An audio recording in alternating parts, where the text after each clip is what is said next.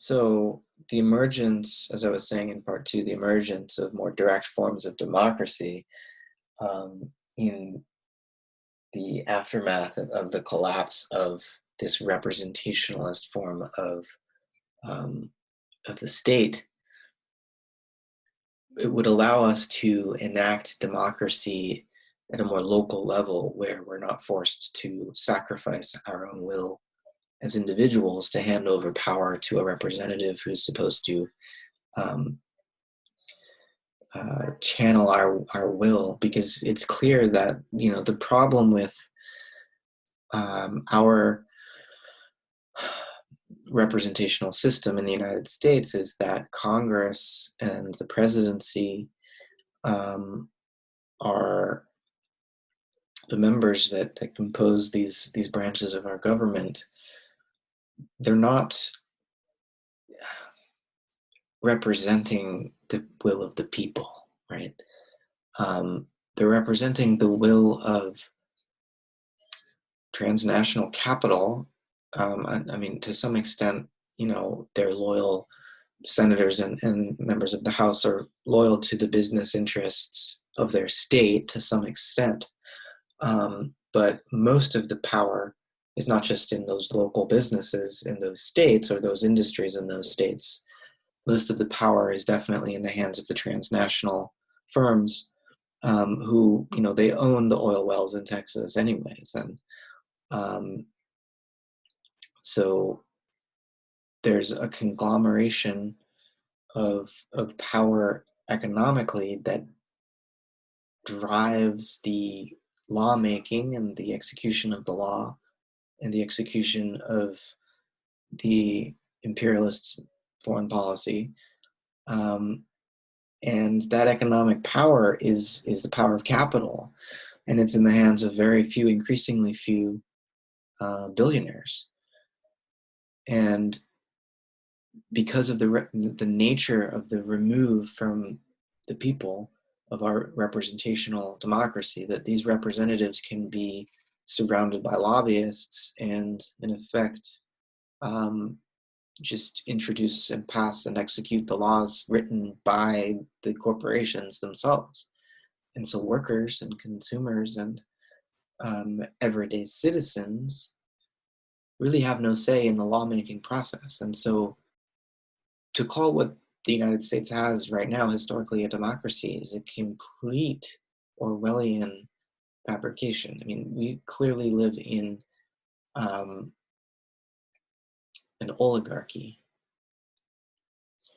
And you could say, okay, we're a constitutional republic or something, but this representative distancing has so impersonalized our politics that people like you and me, who should be on the same side in this historical class struggle, are fighting with one another about whether we are, how far left we are, or whether we're a Democrat or a Republican. Meanwhile, the fat cats are getting richer. And we're doing all the labor that makes them rich. So we really need to find a way, and this is why I like Bookchin's political philosophy. He's a libertarian socialist, and so he's bringing together things that, that phrase sounds like an oxymoron probably to people who haven't heard of him before. Socialism and libertarianism are complete opposites, right? No, not necessarily. You can be, this is basically what anarchism is, right? It's libertarian socialism. You can be pro-individual freedom and pro-social good and mutual aid. And we can form structures of governance, of self-governance, that do not resemble the state or a representational form of state, but rather, if we keep things local enough, and Bookchin advocated for the municipal level,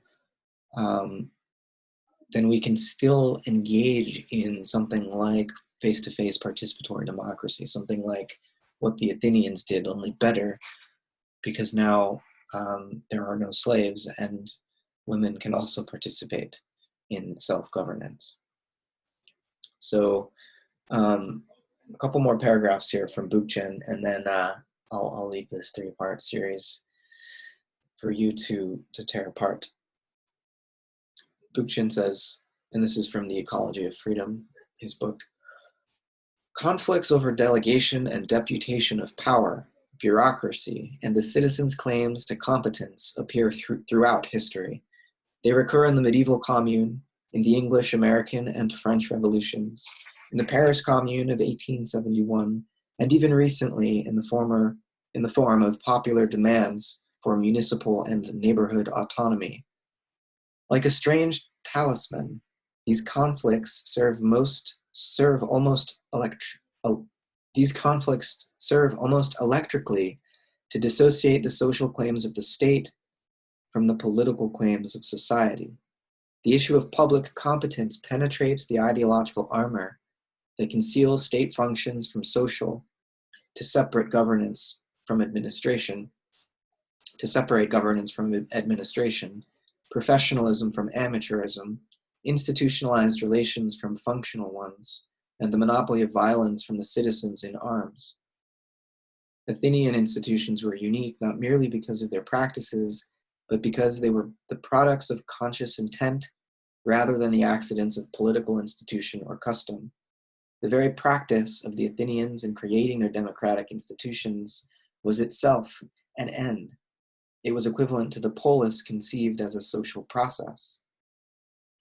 A very thin line separates the practice of direct democracy from direct action. And there's a footnote. The most common definitions of direct action are usually exemplary rather than theoretical. They consist of citing strikes, demonstrations, mob violence, sit-ins of all kinds and in all places, Gandhian civil disobedience, and even vigilantism. In all such cases, our attention is directed to events rather than goals and theoretical generalizations. What unites this behavior under the term direct action is the unmediated intervention of people into affairs that are usually resolved by parliamentary debates and legislation. People take over the streets. They may even occupy the parliamentary structures and rely on their own action rather than on political surrogates to achieve certain ends. The text continues. The former direct democracy is institutionalized and self-disciplined. The latter, direct action, is episodic and often highly spontaneous. Yet a relationship between an assembled populace that formulates policies in a face-to-face manner and such actions as strikes, civil disobedience, and even insurrection can be established around the right of a people to assume unmediated control over public life. Representation has been validated by an elitist belief that the only select individuals, at best selected by virtue of experience and ability, at worst by birth, only select individuals are qualified to understand public affairs. Today, representation is validated by instrumental reasons, such as the complexity of modern society and its maze of logistical intricacies. Hellenic or Greek democracy acquired a particular, onerous, actually fearsome reputation as mobocracy, which is a modern translation of its opponent's views in the 5th century BC. Perhaps because it revealed that direct action could be institutionalized without being bureaucratized. Hence, direct action could be turned into a permanent process, a permanent revolution, not merely a series of episodic acts. If it could be shown that direct action as a form of self-administration serves to stabilize society, not reduce it to chaotic shambles, the state would be placed in the dock of history as a force for violence and domination. A few important questions remain. Under what social conditions can direct action be institutionalized as a direct democracy? And what are the institutional forms that could be expected to produce this change? The answers to these questions, like others we have raised, must be deferred to the closing portions of this work. What we can reasonably ask at this point is what kind of citizen or public self, what principle of citizenship and selfhood forms the true basis for a direct democracy? The common principle that legitimates direct action and direct democracy is a body politic's commitment to the belief that an assembled public, united as free and autonomous individuals, can deal in a competent face-to-face manner with the direction of public affairs. No concept of politics has been the target of greater derision and ideological denunciation by the state, for it impugns every rationale for statehood. It substitutes the ideal of personal competency for elitism, amateurism for professionalism, a body politic in the protoplasmic sense of a face-to-face democracy for the delegation and bureaucratization of decision-making and its execution, the re-empowerment of the individual, and the attempt to achieve agreement by dialogue and reason for the monopoly of power and violence. From the state's viewpoint, the public usurpation of social affairs represents the triumph of chaos over cosmos, or order. And if the legacy of domination has had any broader purpose than the support of hierarchical and class interests, it has been the attempt to exercise the belief in public competence from social discourse itself. Although direct democracy has received more gentle treatment as an archaism that is incompatible with the needs of a complex and sophisticated society, direct action as the training ground for the selfhood, self-assertiveness, and sensibility for direct democracy has been consistently denounced as anarchy, or equivalently, the degradation of social life to chaos. Unfortunately, the cause of direct democracy and direct action has not always been well served by its acolytes. On the whole, the most mischievous examples of this disservice is the very common view that direct action is merely a tactic or strategy, not a sensibility that yields the selfhood necessary for self-management and direct democracy. Nor is elitism alien to self-styled libertarians, who use high-minded ideals and gullible followers as stepping stones to personal careers and social recognition.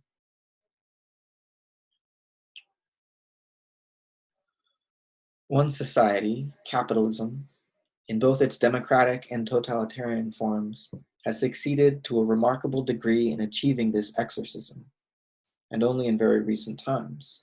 The extraordinary extent to which bourgeois society has discredited popular demands for public control of the social process is the result of sweeping structural changes in society itself. Appeals for local autonomy suggest politically naive and atavistic social demands only because domination has become far more than a mere legacy. It has sedimented over every aspect of social life. Indeed, the increasingly vociferous demands for local control may reflect the extent to which community itself, be it a municipality or neighborhood, is faced, under the conditions of capitalism, with extinction. What makes capitalism so unique is the sweeping power it gives to economics, the supremacy it imparts to Homo economicus. As Marx, who celebrated this triumph as an economic historian with the same vigor he was to condemn it as a social critic, observed, quote, "The great civilizing influence of capital lies in its production of a stage of society in comparison to which all earlier ones appear as mere local developments of humanity and as nature idolatry. For the first time, nature becomes purely an object of humankind, purely a matter of utility, ceases to be recognized as a power for itself, and the theoretical discovery of its autonomous laws appears merely as a ruse so as to subjugate it under human needs, whether as an object of consumption or as a means of production." Much of this quotation, Bookchin continues, was written in bad faith, for no one was more mindful in his day that the fear of capital and attempts to contain it on ethical grounds reach back to Aristotle's time and even earlier. But the effects of capitalism and its historical uniqueness are accurately represented by Marx. In every pre-capitalist society, countervailing forces existed to restrict the market economy. No less significantly, many pre-capitalist societies raised what they thought were insuperable obstacles to the penetration of the state into social life. Ironically, Marx, more so than the major social theorists of his day, recognized the power of village communities to resist the invasion of trade and despotic political forms into society's abiding communal substrate. It's interesting in this excerpt from Marx that Bookchin quotes here that you really get a sense for. Marx is championing capitalism for liberating the productive power of humanity out of its feudal state of its feudal nap, or its sleep, you could say, and then he'll go on to critique capitalism and say it needs to overcome itself. But he's really enforcing this nature society, man nature duality here, and saying that man must master nature. And it's just striking to me. I hadn't read this, or hadn't remembered this particular quote when I wrote my essay recently on Gaia, a sort of Gaian ecological critique of Marx for this nature-man dichotomy and dualism that he reproduces.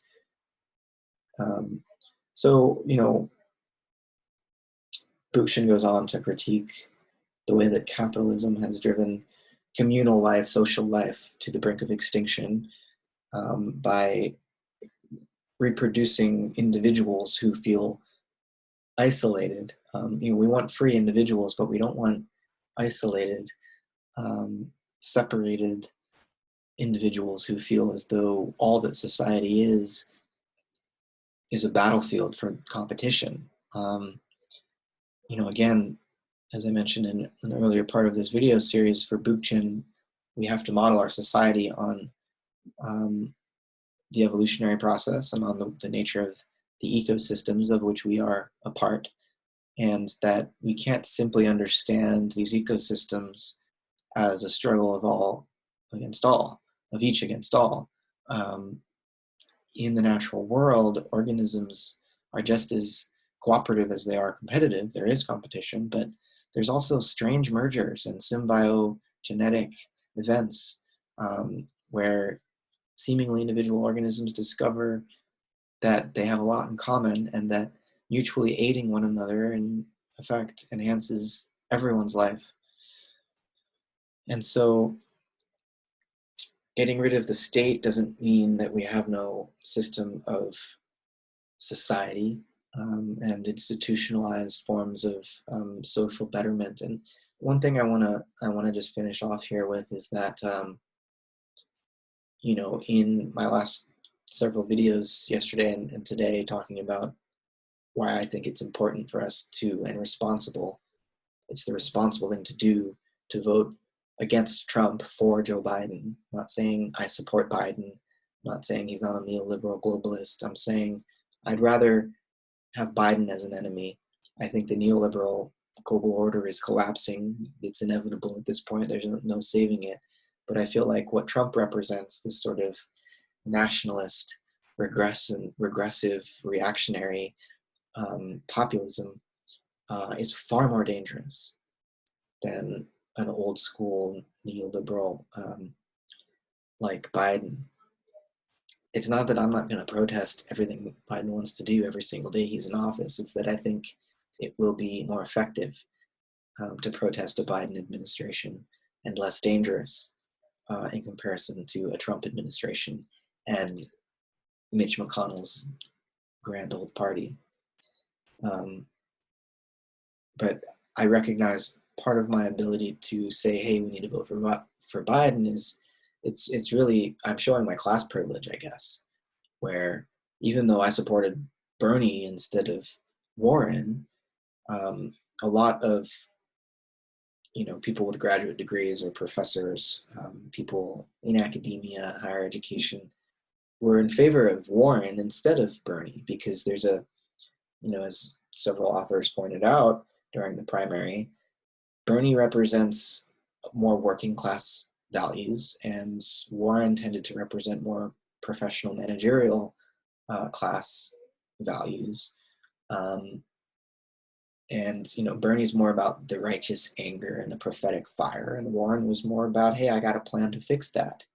And she wanted big structural change, but to work through existing distributions of power. She wanted to check Wall Street, of course, but she was more willing to play the party game whereas Bernie was fed up with it, and yet even Bernie at the end of the primary is now endorsing Biden and thus playing the party game in a sense. So I'm just saying I recognize my class privilege in a sense, even though maybe I was confused. I should have been supporting Warren, but I was really supporting Bernie, despite my professional managerial class situatedness. But I understand why some of you are really angry, and maybe you know, I'm in a tremendous amount of student debt, and work hard, you know, as a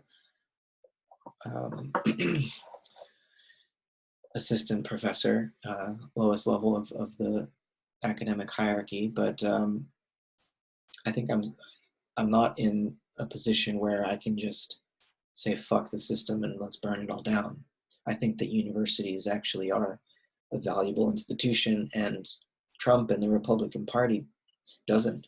They don't think that universities and higher education should exist. They don't think that student debtors, people that went into debt to get an education, should be helped out at all. And so Trump and the Republicans are an existential threat to my life, my livelihood, and a way of life that I value and think is of benefit to society. And so I do have a vested interest in trying to protect university life and higher education. And to me, Trump and Betsy DeVos, you know, the person that Trump installed as the head of the Department of Education, these people think that I shouldn't exist at my university, and that the whole public university system should just be left to crumble and die. And you know, I just don't believe that. I think the university system needs reform, deep reform, to get it back in touch with the values of culture and humanity, and philosophy and literature and the arts, and not just obsess over STEM and the marketable, you know, commodifiable research, results of research in STEM fields, but instead, you know, the university should turn its attention back to how to cultivate a deep inner life and moral compass, and how to create rational citizens of us, so that we can become adequate to what participatory democracy demands of us, so that we can become self-governing. We're going to need education for that, and it's education that lets our nature express itself fully, right? It's not that education is about drilling information into us. Education is about allowing the human being to fully flower, because if we don't have that cultivation and that educational opportunity, we can't become free. Freedom's not a given. You know, we've got to earn it. And I think universities and public school in general, down, you know, kindergarten through 12th grade as well, and preschool is important too, right? We need universal childcare.